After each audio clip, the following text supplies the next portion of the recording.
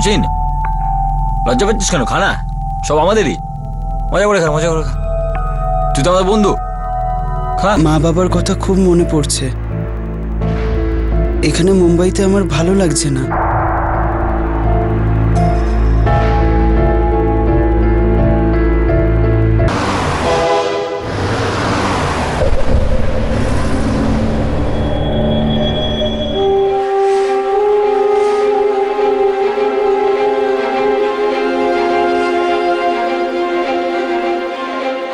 Inspector সাহেব, আমার ছেলের কোনো খোঁজ পেলেন?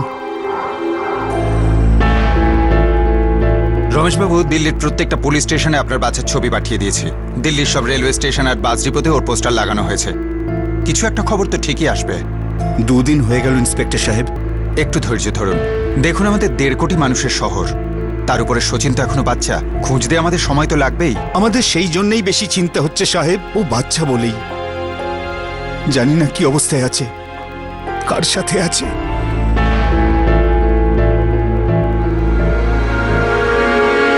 বাড়ির স্মৃতি খুব ডেঞ্জারাস হয় ভাই। তাড়াতাড়ি চিকিৎসা না করালে ছেলেটা পাল্টি খেয়ে যেতে পারে। একে না মিষ্টি কথায় ভোলাতে হবে। এ যদি একটু ট্যাঁ করেছে না, আমাদের সব প্ল্যান চৌপাট হয়ে যাবে। শালাকে আমাদের ঝুপড়িতে নিয়ে যাই। ওর তো মুম্বাইয়ের কোনো এবিসিডিও জানা নেই, আর ওখান থেকে পালানোর কোনো চান্সও থাকবে না, বুঝলি? কিন্তু তার আগে না এর সাথে একটু নেট প্র্যাকটিস করে নি। চল তাহলে। কি বলিস? চল ভাই সচিন, আমরা না ভাবছিলাম যে তোর না এবার বাড়ি চলে যাওয়া উচিত। তোর তো বাড়ির কথা মনে পড়ছেই, কিন্তু তোর টিকিটের টাকা আমাদের কাছে নেই।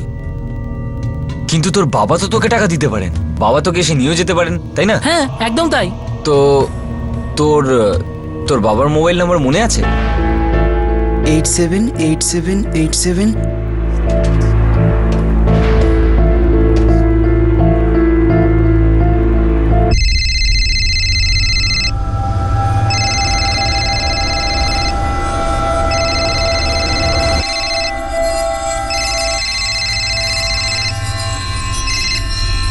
হ্যালো, রমেশ সিং। আপনি কে? আমি কে? গুলিমার। কালকের মধ্যে যদি 10 লাখ টাকা না পাই, আমরা তো সচিনকে ঢুকে দেবো। কি? 6টা গুলি ওর খুলিতে ঢুকিয়ে দেবো। এরকম বলবেন না। হ্যাঁ, তাহলে যেটা বলছি সেটা কর। কালকের মধ্যে 10 লাখ টাকার ব্যবস্থা কর। তারপর সন্ধ্যাবেলা ফোন করে বলবো যে টাকা কবে আর কোথায় দিতে হবে। আমার ছেলে কোথায় আছে? তোর থেকে 1400 কিলোমিটার দূরে, মুম্বাইতে। হে ভগবান, আমার ছেলের সাথে এক্ষুনি কথা বললেন, এক্ষুনি। আগে টাকা দেখা। আর যদি একটু সেনাবাজি করেছিস না, তাহলে তো সচিনের কানে গোড়ায় ধাঁয় ধাঁয় ধাঁয়, বুঝলি? হ্যালো হ্যালো,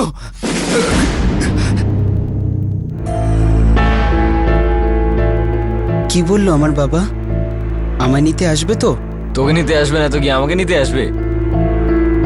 বাবা খুব রেগে আছে না আমার উপর? হ্যাঁ, রাগ তো করেছিলেন, খুব রেগেছিলেন। তোর সাথে কথাও বলতে চাইছিলেন না। সে তো আমি বললাম যে তুই ওনাকে খুব ভালোবাসিস ইত্যাদি ইত্যাদি। উনি যখন কালকে আসবেন না, তখন ওনার পায়ে ধরে ক্ষমা চেয়ে নিস। দেখবি উনি তোকে একেবারে গলায় জড়িয়ে ধরবেন। এই বাপ্পাটা সেটিং করে দিলাম আমি। আরে তোকে এত হ্যান্ডসাম দেখতে, তাহলে মুখটা এরকম গোমরা করে রেখেছিস কেন? হ্যাঁ, চল আমাদের সাথে আমাদের বাড়িতে চল। চল আয়। চল চল চল আয়, চল আয়।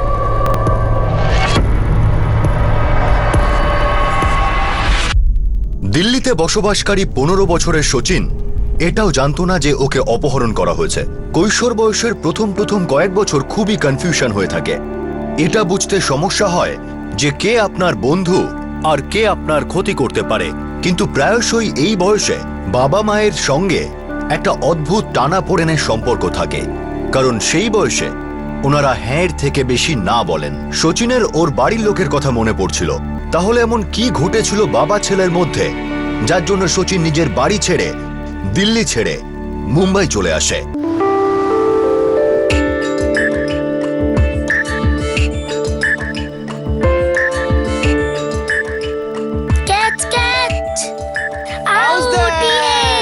সচিন, সচিন, তুই তো এবার গেলি। শুনতে পেলি না তুই? স্কুলের ফিস কি কাছে বলে? লজ্জা করে না তোর? বাবা, আজকে স্কুলে হাফ ডে ছিল, আমি বাঙ্ক করিনি। মারবো এক থাপ্পড়। এখানে বেড়াতে আসেনি আমি। তোর স্কুল থেকে আমার কাছে টিচারের ফোন এসেছিল। একটা মিথ্যেবাদী 7-7টা রিমার কাছে তোর এই ক্যালেন্ডারে, আর এগুলোর মধ্যে আমার সাইন রয়েছে। এর একটাও তুই আমায় দেখাসনি কেন? আর এটা লিভ নোট, এটাতে 2 দিনের ছুটি চাওয়া হয়েছে। এর ওপরেও আমার সই রয়েছে, যেটা আমি কোনোদিন লিখিও নি। প্রতারণা। তুই কি ভেবে এটা করেছিস সচিন? আরে চুপ করে আছিস কেন? আমার মাথা কিন্তু গরম হচ্ছে সচিন। এই রকম যদি চুপ করে থাকিস তাহলে তোর মুখ ভেঙে দেবো। দেখো, ওকে মেরো না। কেন মারবো না? ওকে যদি আগে থেকে মারতাম না, তাহলে আজকে এই দিনটা দেখতে হতো না। ক্রিমিনাল কোথাকার। ও তো বাচ্চা ছেলে, আর বাচ্চারাই বদমাইশি করে। এইসব ক্রিমিনাল টিমিনাল বলো না আমার ছেলেকে। আরে আমার বলাতে কিচ্ছু হবে না, আর তোমার এই অন্ধের মতো ভালোবাসাতেও কিচ্ছু হবে না। আরে ওর মুখ দেখেই বোঝা যাচ্ছে, আর ওর প্রতারণা সাক্ষী হলো এই ক্যালেন্ডার। বাবা প্লিজ বাবা, তুমি শান্ত হও। সচিনের সাথে আমি কথা বলছি, তুমি বসো।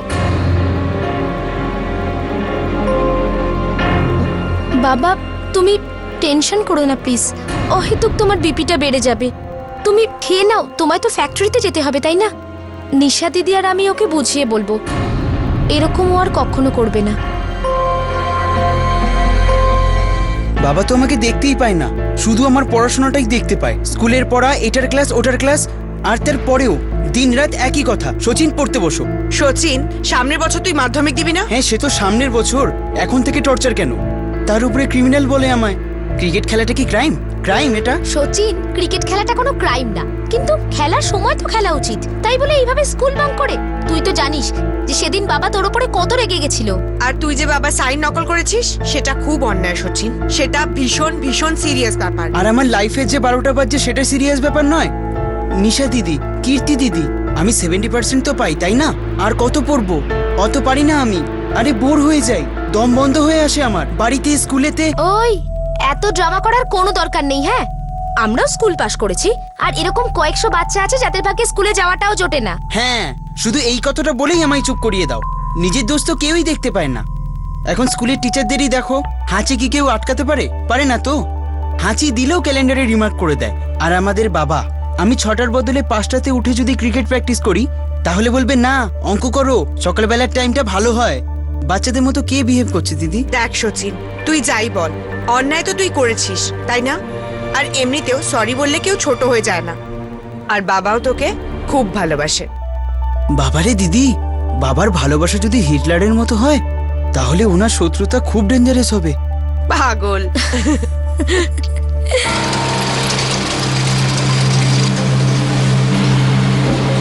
আজকে টোটাল 6টা কনসাইনমেন্ট যাচ্ছে। অর্ডারটা আজকে ছিল মিশ্রবাবু। হ্যাঁ, কিন্তু এই দুটো আজকে যাচ্ছে না। না না না না মিশ্রবাবু, এরকম করবেন না। দেখুন, দুবার ট্রান্সপোর্টের খরচ কে দেবে? আপনি 8টা কনসাইনমেন্ট আজই পাঠিয়ে দিন। হ্যাঁ, আজ হোক বা কাল, তাতে কিছু যায় আসে না। ঠিক আছে, আপনি যেটা ভালো বুঝবেন। ঠিক আছে।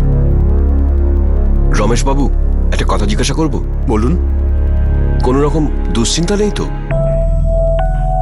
আজকালকার বাড়ন্ত বাচ্চাদের ঠিক ভুলের শিক্ষা দেওয়া কতটা কঠিন, ওদের সামনে নিজের কথা কি করে বলবো সেটাই বুঝতে পারছি না। ব্যাস, যুগ পাল্টে গেছে, এটা আমি মানছি, কিন্তু আমি আপনাকে একটা কথা জিজ্ঞাসা করছি।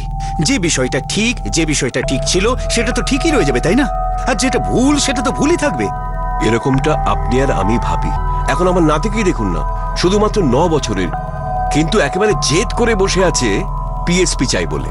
সেটা আবার কি? বলতে গেলে ওটা একটা জাপানি খেলা, কিন্তু আমার মতে ওটা একটা ডাকাত, যারা আমাদের লুট করে কাঙাল বানিয়ে দিয়ে যাবে। কোনো জুয়া টুয়ার ব্যাপার নাকি? আরে না না রমেশ বাবু, সেরকম কোনো ব্যাপারই না। আসলে টুং টুং করে বাটন টিপে বাচ্চারা ঘন্টার পর ঘন্টা মূর্তির মতন একই জায়গায় বসে থাকে, চিন্তা করার মতন কিছু না। আমি ডাকাত ওটার দামটা দেখে বলেছিলাম, আমার ছেলের আর আমার দুজনের মাইনে যদি জুড়ে দেওয়া হয়, তবুও 1000-2000 টাকা কম পড়বে এই হতচ্ছাড়া খেলাটার জন্য। আর এসব নাতি মহারাজকে কে বোঝাবে? ও তো সারাদিন জব করতে থাকে, পিএসপি চাই, পিএসপি চাই।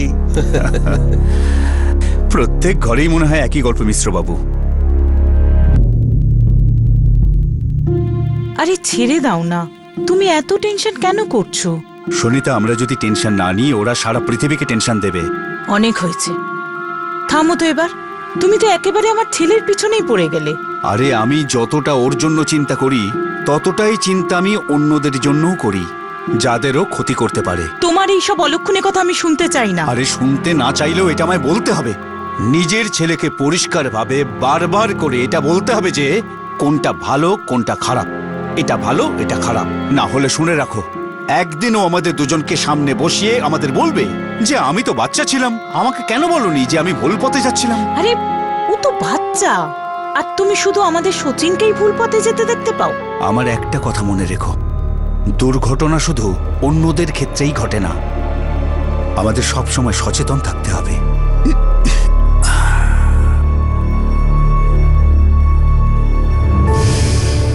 সন্তানদের বড় হওয়ার মুখে প্রত্যেক মা বাবা এমন এক উৎকণ্ঠার মধ্যে দিয়ে যান যেখানে বুঝতে পারা যায় না যে কি করে সবকিছু সামলানো যায়। সেই বয়সে বাচ্চারা নিজেদের ইচ্ছামতো কাজ করার স্বাধীনতা চায়।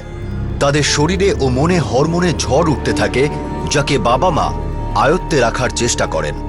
আর তারপর স্কুলের নিজস্ব নিয়ম থাকে, নিজস্ব অনুশাসন থাকে। স্কুল হোক কিংবা পেরেন্টস, কেউই বাচ্চাদের খারাপ চায় না, কিন্তু দুর্ভাগ্যবশত কিছু বাচ্চা মনে আঘাত পেয়ে যায়। এখন মনের এই আঘাতকে কেউ কিভাবে সামলাবে? এই এই এই- এই লাইনটা আছে না, এটা একেবারে সোজা আসা দরকার, মোটেই বাঁকা নয়, ঠিক আছে? হ্যালো, হ্যালো মিস্টার সিং, আমি আচার্য গোবিন্দ পাবলিক স্কুল থেকে মিসেস ঘোষ বলছি। আমি এখানকার সুপারভাইজার, আর আপনার সাথে আপনার ছেলের ব্যাপারে কিছু কথা বলতে চাই। Good morning ma'am. আজকের মর্নিং মোটেই গুড না। আপনার ছেলে জালিয়াতিতে গ্র্যাজুয়েশন করে ফেলেছে। এবার আবার কি করলো আমার ছেলে? ও এখন অন্য বাচ্চাদের বাবার সিগনেচার নকল করতে শিখে গিয়েছে। আমি আপনাকে আগেও অনেকবার বলেছিলাম, কিন্তু আপনি কেন জানি না কিছু করার চেষ্টাই করছেন না। এটা আপনি কি বলছেন? আমি তো সারাক্ষণ ওর ব্যাপারেই চিন্তা করি। এখন চিন্তা করার আর সময় নেই মিস্টার সিং, কিছু একটা করতে হবে। আপনি একটা কাজ করুন, কাল সকাল 9:30 নাগাদ স্কুলে চলে আসুন। একটা সিদ্ধান্ত নিতে হবে।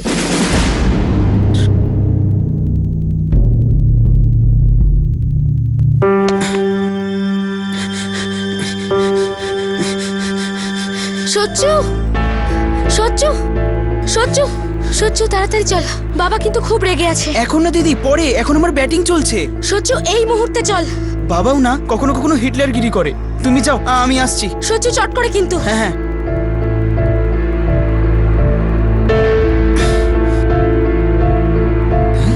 চলো বাবা, ভুল হয়ে গেছে, এরকম আর করব না, কিন্তু প্লিজ তুমি স্কুলে যেও না। হাত আমি তুলছি না, প্রত্যেকবারের মতো তুমি মাঝখানে এসো না। তোর স্কুলে তো আমি যাবই সচিন, তারপর ওরা যাই সিদ্ধান্ত নিক, তোকে রাখুক বার করে দিক, যা খুশি করুক। কিন্তু বাবা, অন্যায় আমি করেছি, হয়তো আমার ফ্রেন্ডসদের মা বাবাকে স্কুলে ডাকা হবে। প্লিজ বাবা, তুমি এরকম করো না। আমি সুপারভাইজারের পায়ে ধরবো, ওনার কাছে ক্ষমা চাইবো। এখন ক্ষমা চাইবি তুই? এত কিছু হয়ে যাবার পরে? আরে আমার যখন তোর মতো বয়স ছিল না, তখন আমি পড়াশোনা করার জন্য পাগল হয়ে যেতাম, কিন্তু আমার বাবার বেশি পড়ানোর ক্ষমতাই ছিল না যে আমি আরো পড়াশোনা করব। কিন্তু তোরা, আরে তোদের তিনজনের পড়াশোনার জন্য আমি রক্ত জল করে পয়সা উপার্জন করছি। তোর মা জানে আমি সেসব কিছু দিতে চাই যা আমি আমার জীবনে পাইনি, কিন্তু তুই কোনো জিনিসের মূল্যই বুঝিস না। এসব তো আছেই, আবার ভুল পথে চলেছিস। আরে গোল্লায় যাক তোর পড়াশোনা, নিজের ব্যবস্থা তো করেই নিয়েছিস, আর আমাদের এখানকার জেলে তো দুবেলার খাবার জুটেই যাবে, তাই না? এটা কি বলছো তুমি? কেউ একটা কোনো কথা বলবে না। আজ থেকে আমি ওর সব দায়িত্ব কাঁধ থেকে ঝেড়ে ফেললাম। কাল যদি স্কুল থেকে ওকে বার করে দেয়, বার করে দিক, আমি কিচ্ছু বলবো না।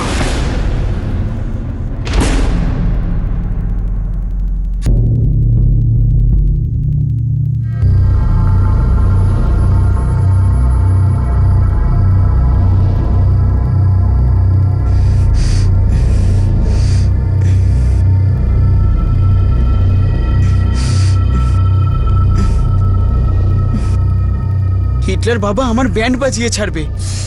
সচ্চু কি বকবক করছিস, ঘুমিয়ে পড়। তুমি ঘুমিয়ে পড়ো চুপচাপ, আমার টেনশন নিতে হবে না, আমি ঘুমিয়ে পড়বো।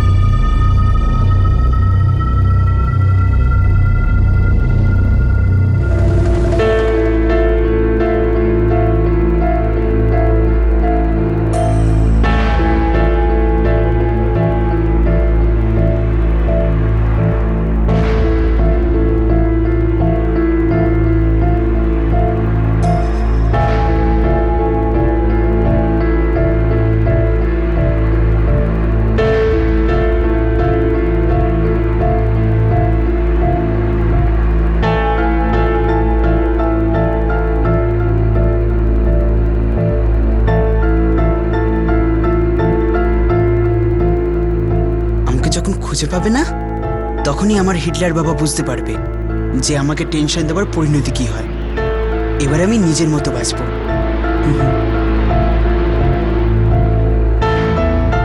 শচীন বাড়ি থেকে পালিয়ে গিয়ে নিজের বাবাকে শিক্ষা দিতে চেয়েছিল। সে চেয়েছিল যে তার বাবা তাকে মিস করুক, শচীনের অনুপস্থিতির কারণে তার কষ্ট হোক, আর শচীন তার ছেলেমানুষী উদ্দেশ্যে সফল হলো। ভেঙে পড়লেন রমেশবাবু। ইন্সপেক্টর সাহেব, আজকে আমার ছেলে সচিনের স্কুলে যাওয়ার কথা ছিল। আমি গিয়েও ছিলাম, কিন্তু ওকে সেখানে পাইনি। সকালবেলা ও তাড়াতাড়ি বেরিয়ে গিয়েছিল।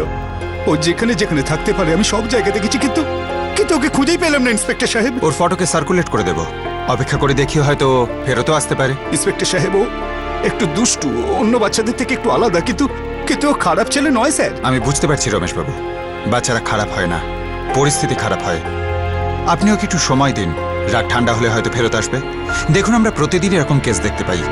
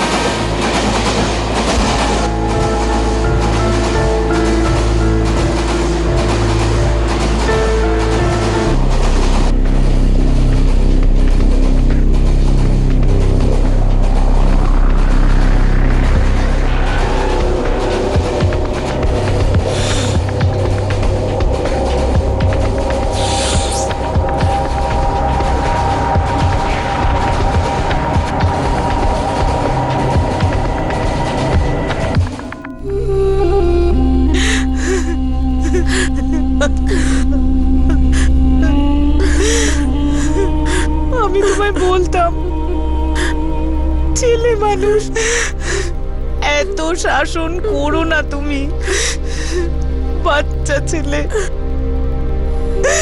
কিন্তু তুমি আমার কোনো কথা শোনোনি। আমার শচীনের যদি কিছু হয়ে যায় তাহলে তুমি দেখে নিও।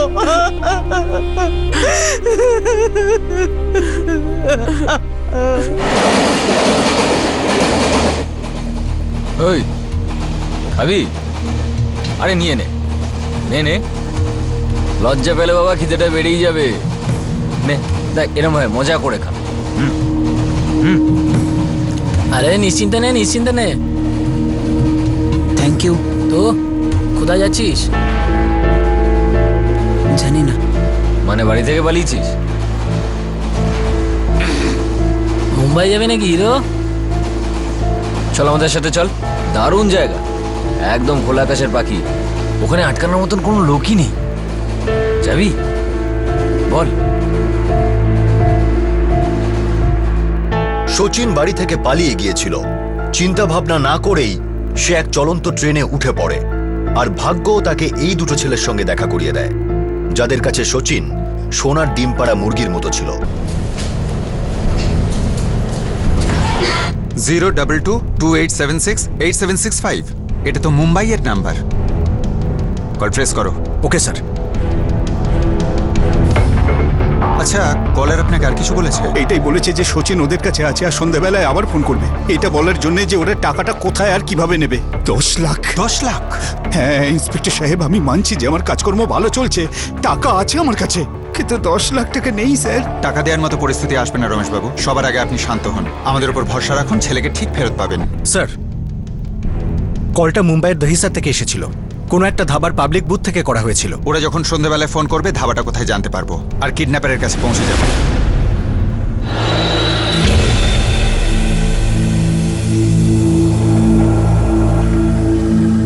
চলে আয়, আয় আয়। পুরো তাজমহল মনে করে এটা তোর। তোর যে কোনটা পছন্দ নিয়ে নে, একদম হাত পা চড়িয়ে শুয়ে পড়। দেখ, তুই এখন আমাদের সাথে আছিস, তুই আমাদের ভাইয়ের মতো। এখানে তোর ভয় পাওয়ার কোনো কারণ নেই, কেউ তোকে টাচও করতে পারবে না। তোর বাবা যখন আসবে তোকে নিতে তখন চলে যাস ওনার সাথে। আর শোন, এখান থেকে দিল্লি ফেরত যাওয়ার পরে আমাদেরকে বলে যাস না কিন্তু, হ্যাঁ? বস বস বস বস, মজা কর। বস, আমরা আসছি, হ্যাঁ? বস।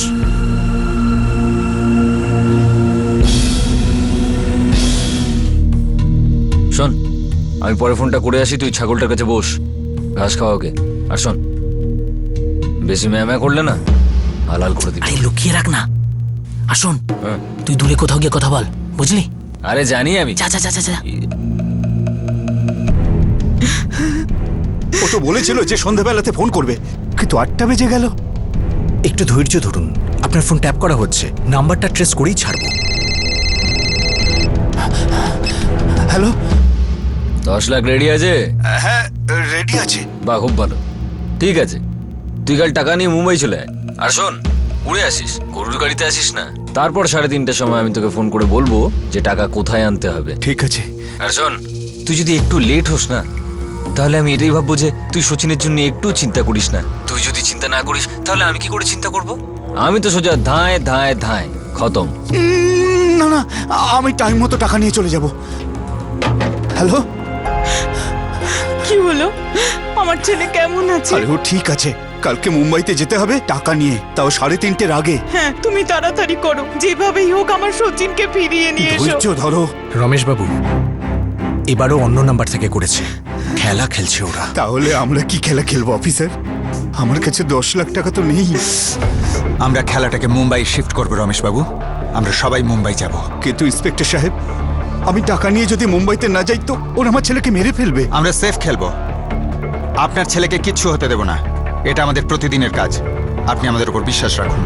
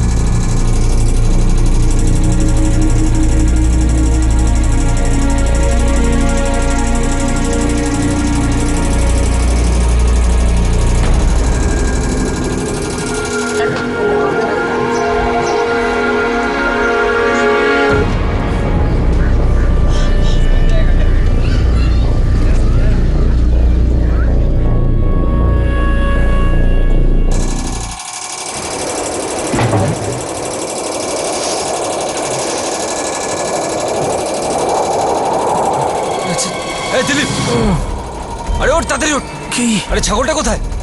আর আমি তো ঘুমিয়েছিলাম রে। চল চল চল চল চল, দৌড়ে চল, দৌড়ে যাবে চল। কোথায়? আর চল চল।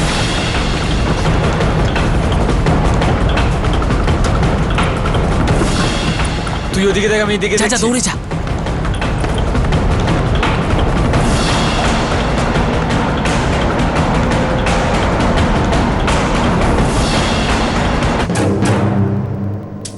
আরে কোথায় ছিলিস তুই? হ্যাঁ, কি করছিলিস? কিছু না, ইস্যু করার ছিল। তোমাদের বাড়িতে টয়লেট দেখতে পাইনি, তাই আমি এখানে এসে করে নিলাম। আরে ঝুপড়িতে টয়লেটের কিসের দরকার? পুরো মুম্বাইটা আমাদের টয়লেট, যেখানে করলেই হলো। চল।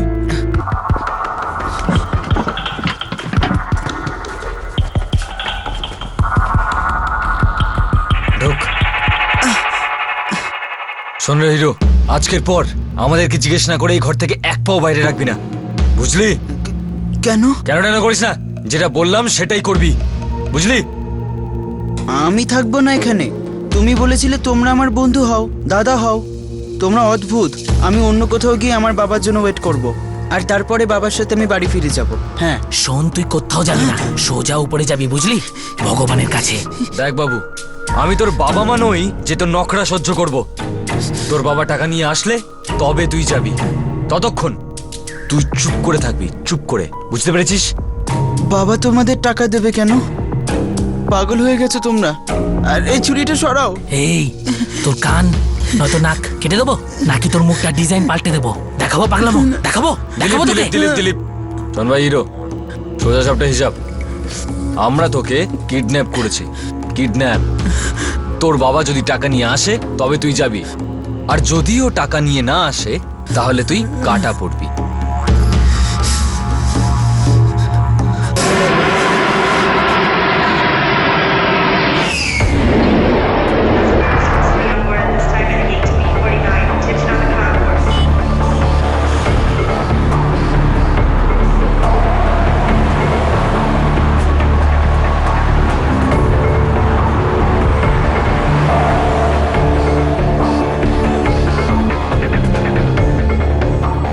3:15 বেজে গেল। ওর 3:30 সময় ফোন করবে বলেছিল। হ্যাঁ স্যার, 3:30 বলেছিল। ঠিক আছে, ওয়েট করছি।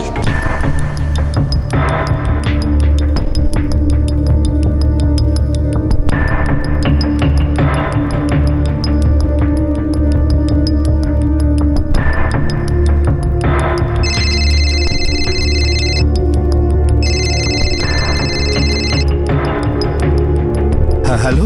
রমেশ সিং, মুম্বাইয়ে ল্যান্ড করেছিস? হ্যাঁ ভাই, আমি মুম্বাই এয়ারপোর্টেই আছি, টাকাও সঙ্গে করে এনেছি। বলো কোথায় যেতে হবে? টাকার সাথে পুলিশকেও নিয়ে এসেছিস নাকি? না না, আমি একাই এসেছি। আমার মনে হচ্ছে যে তুই মিথ্যে বলছিস, কিন্তু ঝুঁকি তো তোকে নিতেই হবে, তাই না? তুই একটা কাজ কর, ট্যাক্সি নিয়ে হাইওয়ের দিকে যা, সেখান থেকে ন্যায়গায় চলে যা। আমি তোকে কিছুক্ষণের মধ্যে আবার ফোন করছি, ফোন হাতে রাখিস।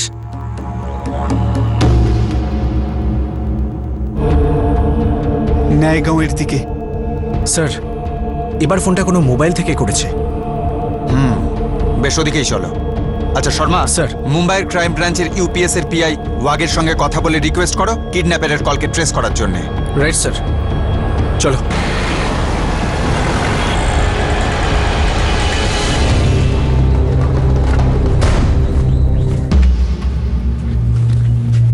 তোর বাপ টাকা নিয়ে মুম্বাইতে চলে এসেছে, চলো ওঠ, চলে আয়। তুই ভগবানকে মানিস তো? এখন মনে মনে ভগবানের কাছ থেকে ভিক্ষে চা যে তোর ওই বাপ আছে না, সে যেন টাকার সাথে পুলিশকে না নিয়ে আসে। আর যদিও নিয়ে আসে, তাহলে তোর বাপ তোর মরা মুখও কোনোদিন দেখতে পাবে না। নে চলে আয়, চলে আয়। আর শোন, এখন আমরা সিটি থেকে বাইরে যাব, পাবলিকের মধ্যে দিয়ে যাব। যদি পাবলিক দেখে তোর যদি চিৎকার করার ইচ্ছা হয়, তাহলে তুই তোর আইডিয়াটা এখানে ড্রপ করে দে, নাহলে তোর গলাটা না তোর হাতে দিয়ে দেবো, বুঝলি? চলে আয়।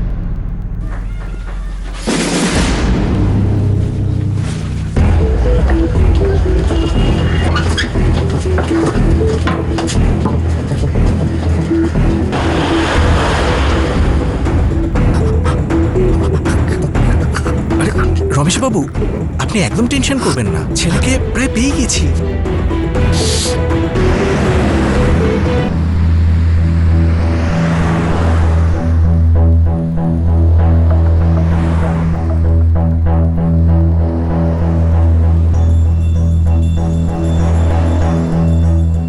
এই অটো, অটো, অটো! আরে তোর, আরে দাঁড়া, অটো দাঁড়া, আরে দাঁড়া! সালাটা বহুত বেড়েছে, এখান থেকেও দাঁড়াচ্ছে না, ওখান থেকেও দাঁড়াচ্ছে আরে না। তবে ছাড় না সালাদের, একটা কাজ করি, পাশেই তো স্টেশন, চল হেঁটে চলে যাই। হ্যাঁ, এইদিকে। আরে আরে তোকে তো- আবার বাড়ালো।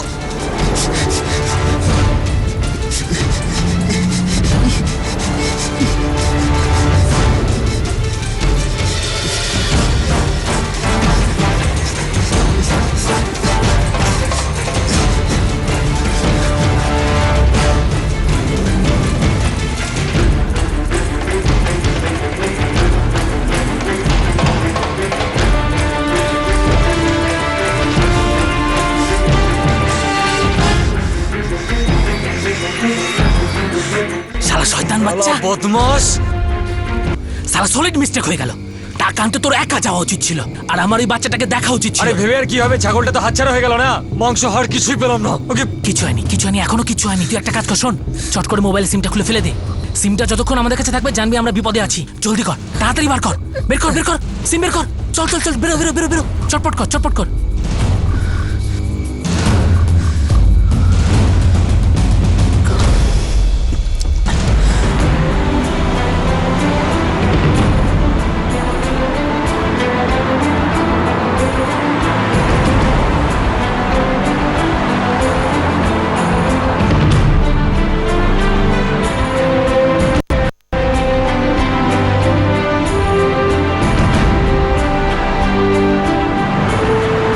রমেশবাবু, আমরা ঠিক জায়গায় পৌঁছে যাচ্ছি। হ্যাঁ, কিন্তু এখনো ওর ফোন এলো না কেন?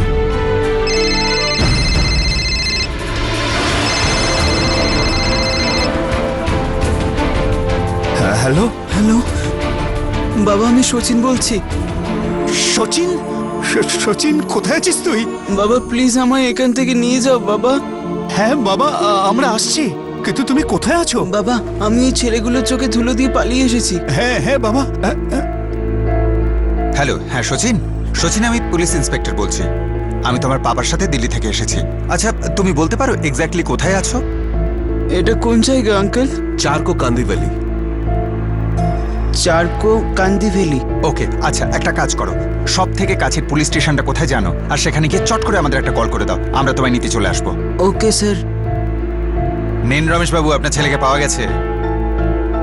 আঙ্কেল, এখানে সব থেকে কাছের পুলিশ স্টেশন কোনটা? কি ব্যাপার, তোমার কি হয়েছে?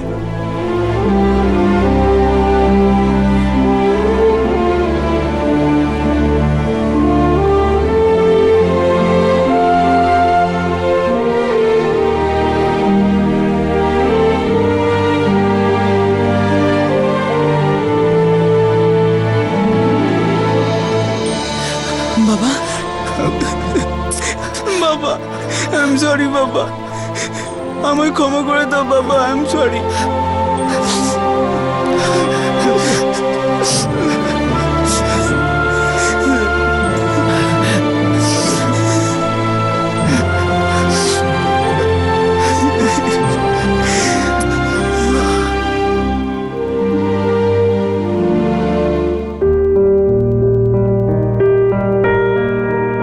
সচিন, তোর টিফিন। আমার ছেলের যেন কারো নজর না লাগে। বাই মা। বাই সোনা।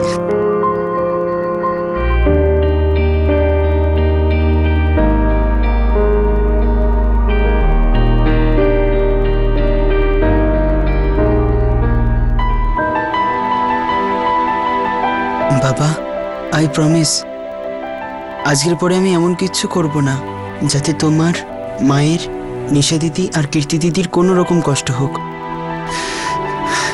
বাবা, আমি এটা বলছি না যে তুমি তোমার শৈশবকে হারিয়ে ফেলো, মোটেই দুষ্টুমি করো না। শুধু এইটুকু মনে রাখো যে তোমার ভেতরে একটা বিবেক আছে যে ভালো মন্দকে বুঝতে পারে। আছে না তোমার ভেতরে? হ্যাঁ বাবা, আছে। তাহলে ব্যাস, শুধু তার কথাটাই শোনো। তোমার জীবনে কোনো দিন কোনো প্রবলেম হবে না। স্বীকার করছি যে আমি একটু কড়া, তার কারণ হলো এই যে আমি তোমাকে ভীষণ ভালোবাসি।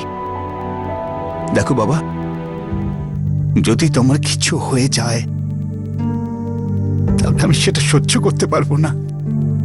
তোমার আগেই আমার কিছু হয়ে যাবে।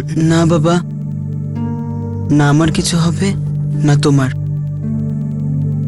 ঠিক আছে বাবা, আমি আসছি, স্কুলে যেতে লেট হচ্ছে।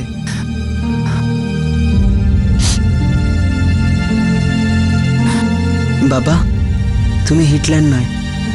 আই লাভ ইউ বাবা, বাই।